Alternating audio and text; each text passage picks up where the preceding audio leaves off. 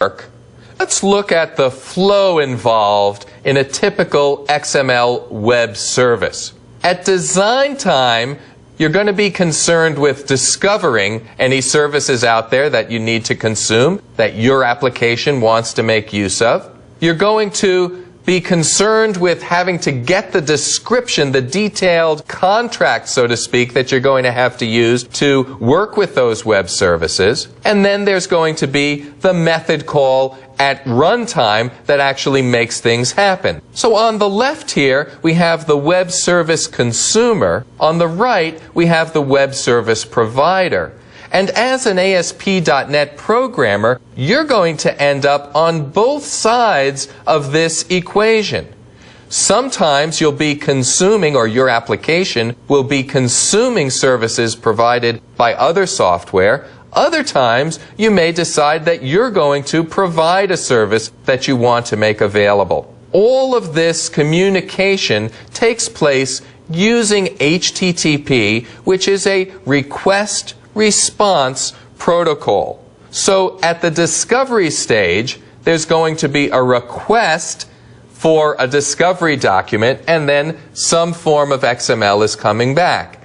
In Visual Studio, this discovery document is the disco document, and that's what disco is short for, discovery. And Visual Studio creates this automatically, and in Visual Studio this is referred to as setting a web reference, or providing a web reference to a consuming piece of software.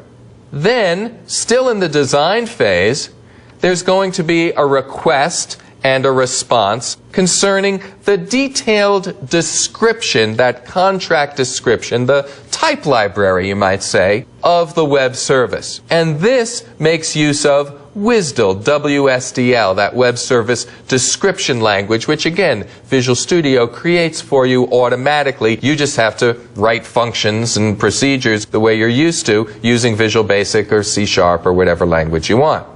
So once this has all been set up, you have discovered and gotten the descriptions that you need, you have your web reference set up, then during runtime, the actual method calls go back and forth using SOAP to request individual web services and to get back the responses to those requests. When it comes to web services, there's some good news and some bad news. And most people like to get the bad news first, so we'll start there. The bad news is that, as you well know, computers are fast but kind of dumb. And when we're talking about trying to put together protocols that are going to allow computers to talk to each other, these protocols can get to be fairly complex. They've made a big effort to simplify it as much as possible, and the S in SOAP stands for simple, but in order to make it all work with the WSDL and so on, these documents tend to be a little verbose and rather detailed, and it takes like half a page to accomplish what you could do in a line of code in Visual Basic. So that's the bad news. The good news is that Visual Studio.NET and ASP.NET really shield you from all of that.